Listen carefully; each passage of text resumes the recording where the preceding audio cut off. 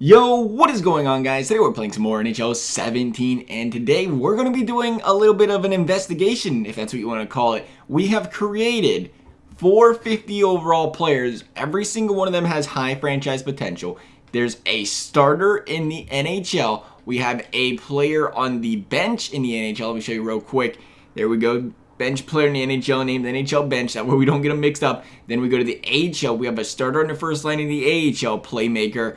And then we have a bench player in the AHL. So we have 4 players. Every single one of them is a 50 overall. Every single one of them has high franchise potential.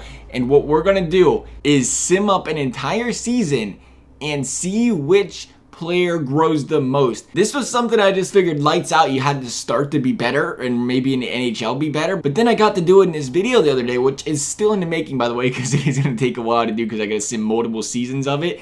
And I noticed when I put a franchise guy on a bench by accident the one year, he grew a lot more than he grew when he was starting in the lineup. And I was like, maybe it was just a coincidence that it was that year, or maybe players grow more on the bench or in the AHL or in the NHL. You guys may already know this if you played a lot of high franchise potentials and you played a lot of franchise mode this year, but I, for one, do not know, and maybe some of you still don't know. So I think it'd be interesting to see if we sim up an entire season.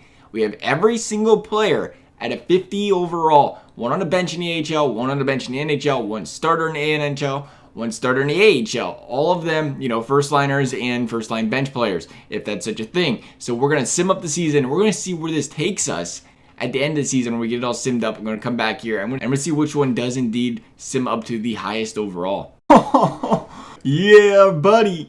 Look at this. We made it to the end of the season. See, I changed it up for you guys. I know you guys get tired of seeing us use the Blue Jackets all the time. So I picked the Flames, and look what happens. My Columbus Blue Jackets pick up a Stanley Cup. I gotta love it, but more importantly, it's not what we came for. Our Calgary Flames, that was a rough season, but it's understandable. Their first line center was a 50 overall. Oh, does that look nice? It's gonna say 2018 next year, but does it look nice? Oh yeah, that's right. We don't get to see edit lines, so we're going to go straight to progress reports. I always do that. I wanted to wait till we got the Stanley Cup over because I think they might progress a little bit. I don't know. I don't have the slightest clue, to be honest, but I figured we better try it out. All right, so here we go. We have brought it up. We have Mr. AHL with a 63 overall. The AHL bench didn't grow at all. The NHL bench didn't grow at all. And Mr. NHL, the NHL first line center, grew to a 60 overall. Now, it's interesting to see that neither of these bench players grew. It makes sense that they didn't grow because they didn't play. But the thing was, maybe EA did it automatically where it was, preseason, midseason, whatever it was. What was it? Off-season. It had to be the off-season because I had to re-edit the lines and make sure it was in there, and I had them on a bench. Maybe since it went through the offseason, EA automatically put them on the bench and they grew throughout the season. So that might have been why I got the whole AHL, NHL bench thing might have mattered. But it makes sense why it doesn't matter. You shouldn't really grow chilling on the bench.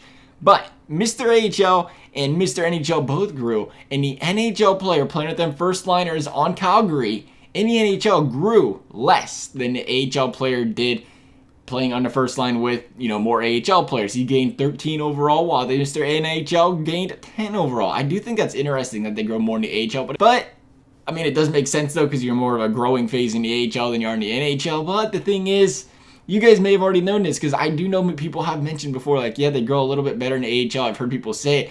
I do think it helps though. Other people, maybe they're not as familiar with it. They're like, well, where should I put my player if he's a 70 overall draft pick? Should I throw him on my first line? Should I throw him on my fourth line? Should I throw him in the AHL? Clearly the AHL is the place to go for a guy that's only a 50 overall because he grows up to a 63. It's a plus 13. You gotta like seeing that. I'd have to assume that is what it does though, is it just throws him somewhere else because that's what they did with my players here since we're at the end of the season. They threw both the 60 overall and the 50 overall down in the NHL. That's why it says they have 0 time on attack because they got thrown down in the system after the season. So maybe that's got a little bit to do with it as well. But otherwise, guys, let me know what you think. You want to see something else like this? Maybe put a guy on the first, the second, the third, and the fourth line. See if that makes a difference. Let me know what you guys thought of this video. As always, guys, thanks for watching. We'll see you next time.